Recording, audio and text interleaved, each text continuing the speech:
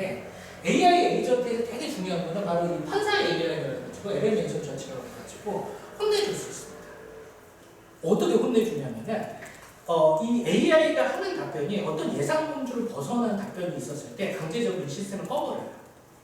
또는 강제적으로 이 시스템을 초기화를 시켜버리고 이게 이렇게 됐을 때는 너희는 더 이상 이 학습 효과가 지금까지 학습했던 것들을 모두 다 리셋을 하고 다시 학습하라는 형태의 강제적인 컨트롤 권한을 주게 됩니다. 바로 요거 그렇기 때문에 이 AI가 좀 더 어떤 할루시네이션에 의존되지 않고 계속적으로 이 실질적으로 업무 목표에 도달할 수 있는 형태의 AI 에이전트를 구성을 하게 됩니다. 그 다음에 이제 세 번째로 이건 하나를 좀 이따 말씀드릴게요. 자, 그래서 실제 지금 기업에서 가장 고민하고 있는 부분이 바로 이 두 가지예요. 이 AI 에이전트를 어떻게 실제적으로 우리 기업에다가 접목을 시키고 이 AI 에이전트 어떻게 테스트를 할 것이냐인데 아까 전에 제가 맨 처음에 그 말씀 드렸잖아요. 문과가 나왔나요? 이과가 나왔나요? 이 말씀 드렸는데 AI에서 바로 이런 부분들을 놀랍게도 이과가 아니다. 문과가 실제로 IT에서 어떤 프로그램을 만들고 시스템을 만들어서 그거를 실제로 테스트를 하고 평가를 하고 또는 이걸 혼내주고 하는 거는 문과가 아니에요. 보통은 이제 그걸 현업이라고 부르거든요. 실제 업무를 하는 사람들입니다. 아까 전에 제가 이런 프로세스를 말씀을 드렸잖아요. 이 프로세스는 IT 엔지니어가 하는 게 아니에요. 그죠? 당연히 현업에서 실제 문과분들이 고객 공급하고 분석하고 성분 선택하고 이런 것들은 실제 업무를 하시는 분들이 하는 거예요. 그리고 실제적으로 성분당 선택이라든가 공분력 산출식도라든가 이런 것들은 누가 하냐면은 실제 업무를 하시는 분들이에요. 보통 이제 우리 경영대학원 나오신 분들이 금융쪽 또는 준하는 회사에서 바로 이런 업무들을 하게 되는데 바로 이거를 하시는 분들이 바로 그 테스트 작업들을 하게 되고 바로 그 판단들을 하게 됩니다. 그래서 도리어 이 지금 AI 에이전트 시대에서 이 문과의 역할, 그리고 업무를 잘 알고 있는 사람의 이 AI를 어떻게 핸들링할 것인가 하는 것은 굉장히 큰 화두로 이루어지고 있어요. 천만 다행인 거는 기술이 너무 빠르다 보니까 지금 기업에 있는 분들이 이거 못 따라가요. 너무 빨라요. 그렇기 때문에 아마도 제가 생각할 때는 지금 여기 계시는 굉장히 중요한 분들이 훨씬 더 큰 경쟁력을 가질 것 같아요. 그리고 또 하나가 AI는 뒤에서 잠깐 말씀드리지만 정말 여기 계신 분들한테 어떻게 보면 천만 다행인 건데 자격증이 없어요. AI는 공인자격증. 물론 여러 군데서 어마어마한 얘기들은 하죠. 어마어마하게 얘기를 하는데 AI는 누군가 AI 내가 이런 자격증이 있습니다 했을 때 이게 공신력 있게 받아들일 수 있는 자격증이라든가 어떤 시스템 체계가 있지 않아요. 그 얘기는 뭐냐면은 여러분들이 어떤 이런 역량을 키울 수 있는 굉장히 중요하고 좋은 기회가 있다는 말씀을 드리는 겁니다. 실제 기업은 AI를 통해 가지고 접목을 하지만 대변역을 바로 급격하게 바라지는 않아요. 기업은 하나하나 실제적으로 AI를 운영을 하면서 점진적으로 키워나가는 하나의 조력을 가지고 있습니다. 예, 여기까지가 이제 지금 AI 에이전트에 대한 설명과 AI 에이전트를 접목하는 부분에서 실제 여러분들에게 어떠한 부분에 좀 더 관심을 가지고 영향을 주면 좋을 것인가에 대해서 좀 말씀을 드렸고요. 실제적으로 이제 제가 이거에 대한 답변을 제가 키워드를 만들고 한번 답변을 좀 해봤어요. 여러분들이 실제로 기업에서 예를 들어서 이제 면접을 보는 거예요. 또는 이제 신입사원이 돼서 이제 뭐 저한테 이제 좀 나이 든 관리자가 와서 이제 입사해가지고 앉아있을 때 이제 당연히 뭐 물어보냐면 모자라냐 물어볼 거예요. 뭐 해봤냐 물어볼 거예요. 근데 거기서 뭐 저는 모두 잘합니다 얘기를 할 거고 또 오늘 강의 주제에 맞춰가지고 AI와 좀 비교 우위적인 것에 대해서 말씀을 드린다면 여러분들이 그럼에도 불구하고 가질 수 있는 가장 큰 AI보다의 이 차별화된 강점은 바로 이 암묵지를 알 수 있다는 겁니다. 혹시 이 암묵지가 어떤 뜻인지 아시나요? 조금 좀 설명을 드리면은 명분화되지 않아요. 그러니까 뭐 느낌 알잖아요. 바로 이런 것들이 암묵지라고 하거든요. 근데 이게 앞으로 뭐 15년, 20년은 또 모르겠어요. 그냥 진짜 막 메타버스 시대 되고 AI에서 살고 이러면 좀 다를 텐데, AI가 아까 전에 제가 동영상에서 보여드렸던 것처럼 실제 그런 오류들을 어마무시하게 합니다. 진짜 엄청나게 하고 실제 AI 에이전트 만들어서 하는 되게 어려운 일인데, 그것들을 하는 제가 느꼈을 때 제일 큰 저희 인사이트는 AI가 바로 그 실수를 하는 이유는 암묵지를 모르기 때문이에요. AI는 딱 직이한 것에 대한 대답만 하는 거고, 예를 들어서 제가 AI에 대해서 업무를 한다고 해도 내가 있는 아침에 일어나서 모든 회의를 하고 모든 얘기를 하고 모든 문서를 보고 모든 내용을 같이 호흡하는 일들을 AI한테 알려주지 않잖아요. 난 딱 필요한 것만 물어보잖아요. 그럼 AI가 습득할 수 있는 지시는 딱 거기까지예요. 그렇기 때문에 AI는 한계가 있어요. 바로 이 암묵지 부분이 조직이 지금 기업들이 AI가 접목이 돼도 결국에는 사람 손 타야 되지 않겠어 하는 부분에 되게 큰 특징입니다. 그렇기 때문에 여러분들이 AI랑 AI 시대에서 AI 기반의 어떠한 튜닝으로서 일을 할 때는 항상 이 조직의 암묵지와 내가 업무의 암묵지를 잘 인지를 하는 게 매우 중요한 부분이라고 생각합니다. 자, 그리고 이제 큐캐션이랑 아마 제가 이제 좀 논의 주제를 좀 말씀드리도록 하겠습니다. 원래 좀 시간이 좀 남으면 논의 주제를 좀 많이 얘기 드리려고 했는데 시간이 많이 없다 보니까 아까 전에 제가 자신있게 시간 맞추겠다고 했음에도 불구하고 좀 늦어진 거는 양해를 바랍니다.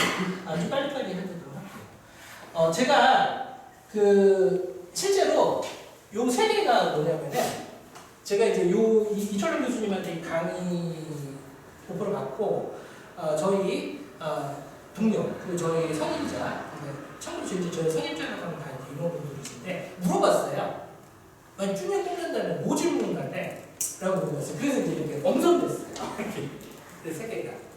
그래서 이제 어떻게 답변을 하는 게 옳을 것인가는 참 어려운 얘기고 제가 답변의 실마리만 좀 말씀드리겠습니다.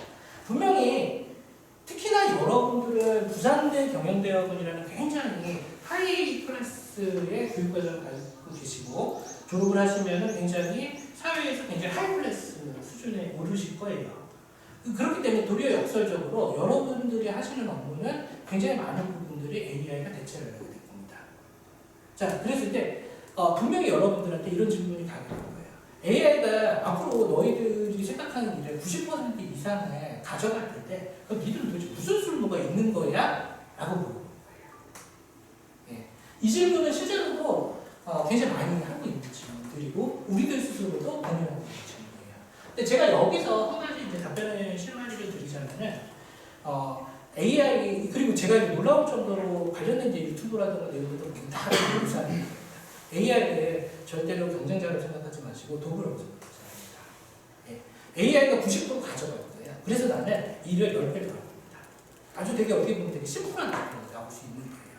자, 우리가 과거의 산업화 시대를 거치면서 경적기가 나오면서 기존의 노동자들이 경적기를 부수려고 했었던 노동자 그리고 IT가 나오면서 기존의 이제 전통산업들이 쇠퇴했던 것들 결국에 누가 살아남았냐면 그 기술의 트렌드를 그걸 도구로 이용해가지고 그걸 이용을 하고 더 많은 이용과 효율을 일으켰던 사람들이 살아남았어요.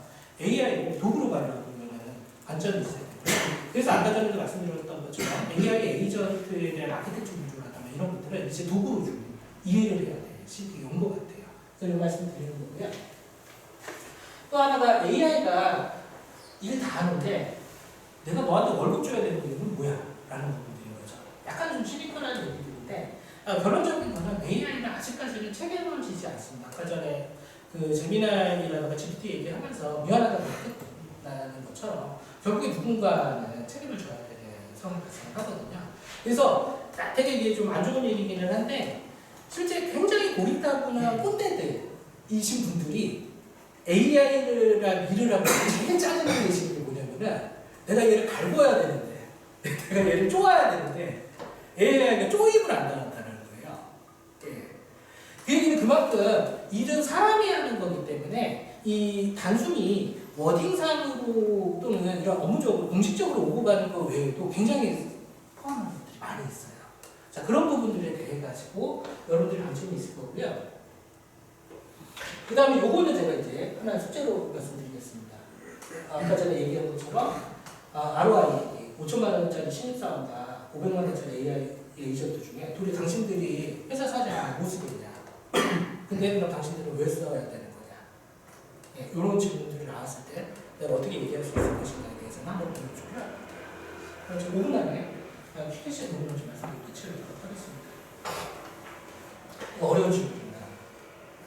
정말로 경력 질문이에요. 특히나 핀테크 업체들은 빅테크 카카오나 그 카카오 토스는 원래 때 예전부터 신을 안 뽑았어요.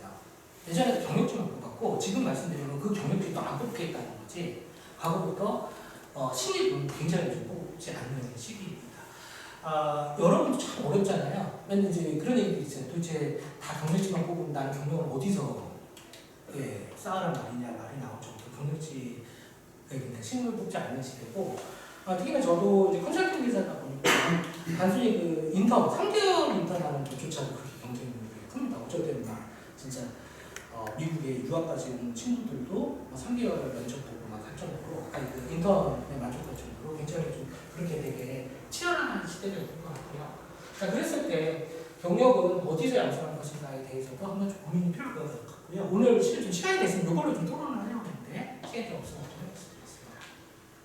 그 다음에 아까 전에 제가 말씀드렸던 것처럼 암묵지까지 AI가 한다면 인간이 가질 수 있는 대체 불가능한 요소는 무엇일 것인가에 대해서도 좀 고민이 필요할 것 같아요. 그런데 제가 이제 두 번째 질문을 쓴 이유는 저는 아직은 심플하게 드릴게요. 유튜브라던가 다른 어떤 AI에 굉장히 막 그쪽에 이제 관심도 있는 분들은 이 암묵지까지 AI가 학습하는데 얼마 안 남았다고 하는데 저는 생각보다 그런 걸 생각합니다. 왜냐하면 인간은 절대 합리적이지 않아요. 그것 때문에 그 암묵지에 대한 학습이 되게 오래 걸려요. 인간은 생각보다 굉장히 전문적입니다. 특히나 제가 이 나이에 그리고 또 이제 이렇게 금융권이라든가 이런 좀 큰 기업에서 이제 임원들 상대하고 이렇게 하면은 그들의 판단이 절대로 논리적이나 합리적이지 않습니다. 그들은 철저하게 정무적이에요. 내가 이렇게 판단하는 것이 내 조직을 살리고 나를 살리는 방향으로 얘기를 하는 거지 절대 논리적으로 고평가당하지 않아요. 그렇기 때문에 AI가 이 암묵지까지 학습한다는 건 저는 솔직히 되게 오랜 기간이 필요할 것으로 보입니다. 그 마지막 요거는 제가 고민했었어요. 제가 이제 계속 이제 오늘 거의 뭐 1시간 좀 넘게 쭉 말씀을 드렸었는데 AI 기술이라든가 이제 이런 매니징 관련된 영역을 말씀을 드렸었는데, 자, 여러분들이 실제로 이제 이력서를 써요. 그리고 면접을 봐요. 여러분들 이제 막 하겠죠. AI 시대에 저는 AI 마케팅도 해보고요. AI 뭐 하고 뭐 어디도 어쩌고 막 쓰는데 과연 그게 기업을 믿을까? 내가 쓴 그 말을 믿을까? 또는 너가 나한테 한 말을 믿을까? 아까 전에 제가 신입사원이 실질적으로 어느 정도 이게 성장을 해가지고 학습을 해서 실제 실무에 도움된다 5, 6년 정도 걸린다고 얘기를 드렸잖아요.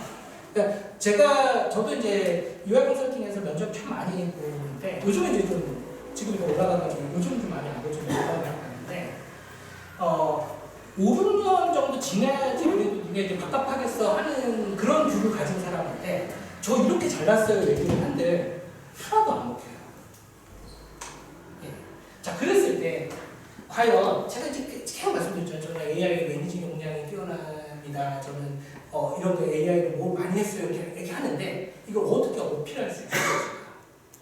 요거는 좀 한번 되게 같이 얘기를 해봤으면 좋은 주제였고, 그리고 또 하나가 이 매니징 역량을 객관적으로 보증할 수 있는 방법이 무엇일 것인가에 대해서도 고민이 좀 많이 필요할 것 같아요. 여기서 제가 지금 시간 관계에서 팁을 하나만 말씀드리면 앞으로 여러분들이 조만간 이제 기업에 입사를 하실 거고 면접 이렇게 이력서 쓰시고 하실 거잖아요. 제가 장담하는 때 그 이력서를 쓰면은 이렇게 자기 뭐 성장 과정, 뭐 자기 강점 이래가지고 뭐 500자에서 600자에서 1200자로 해서 뭐 이렇게 이제 주관식으로 한 4달, 5달 정도 쓰고 그다음에 경력 쓰고 이렇게 하시는데, 제가 장담하는 때 AI 매니저 경력에서나 AI 자료 그 주관식으로 쓰는 500, 600자에서 1200자 사이에 그거 아무리 쓴들 아무도 안 썼습니다. 하나도 안 먹혀요. 왜? 다 그렇게 쓸 거거든요. 제가 여기서 팁으로 하나 드리는 거는 AI 매니징 역량을 객관적으로 보증할 수 있는 거를 도리어 나의 경력 한 줄 또는 자격증 한 줄 어떻게든 어떠한 곳에 한 줄로 적게 훨씬 더 이펙트가 있으실 거예요. 이게 제가 말씀드릴 수 있는 팁입니다. 제가 UI에서 면접을 해서 사람을 보는 저는 그렇게 볼 것 같아요. 절대로 그러니까 그렇다고 뭐 주관식에 아예 쓰지 말라는 건 아니고 주관식에 쓰는 게 절대로 당락을 결정하지 않습니다. 이 한 줄 어떻게 채워넣을 것인가 이것에 대한 고민이 좀 필요하지 않을까 싶습니다. 제가 죄송합니다. 지금 처음에 이제 좀 시작할 때 약간 트러블이 있어가지고 시간이 조금 오버돼서 죄송하고요. 조금 빨리 했는데 이해 좀 부탁드리겠습니다. 혹시 좀 관련해가지고 좀 궁금한 거 있으시면은 잠깐 한 5분 10분 정도 Q&A 받고 끝내도록 하겠습니다. 예, 궁금한 거 있으면 가장 관심 있게 많이 주시죠. 네, 강연 너무 잘 들었습니다. 저는 경영학과 OM 전공하고 있는 전문정이라고 합니다. AI 에이전트에 대해서 질문 드리고 싶은데 부서별로 이제 모듈화해서 그 분야의 전문적인 지식을 학습해서 이 모델이라고 설명하셨는데 아직까지 그 회사의 조직에 그러면 부서나 직무 간의 경계가 모호한 경우가 있는데 이 경계에 대해서 어떻게 학습을 하는지. 중요한 이런 얘기는 보통 직장생활 해보시고 직장생활 하셨나요? 네. AI를 떠나서 조직에서 부서 간의 경계가 모호한 거는 보통 그레이존이라고 합니다. 어마어마한 수준입니다. 네. 그레이존과 아레나를 모든 기업에서 모든 분쟁을 시해하시고 모든 분쟁에 오로모델입니다. 진짜 모든 것이에요. 그래서 이거는 꼭 AI뿐만이 아니고 부서에서 그레이존을 어떻게 관리하느냐는 사업의 핵심인 거고 제가 이제 PMO를 하는 거는 바로 그걸 관리를 한다는 말씀 좀 전제를 빨고요. 결국에는 부서에서 모호한 것들을 하기 위해서 아까 전에 프로세스라는 거를 정해줘야 돼요. 그래서 실질적으로 기업에서 어떤 일을 추진을 할 때는 어떻게 하게 되냐면은 타당성 FS라고 해가지고 타당성 분석 사업을 먼저 해요. 내가 이 일을 해도 되냐 말아야 되냐 그걸 먼저 정해요. 왜냐면 그걸 통해서 뭘 하냐면은 예산이라는 것을 정합니다. 이 사업을 하는데 내가 500억을 투자해서 1000억을 투자해서 하고 그걸 하고 나면 그 다음에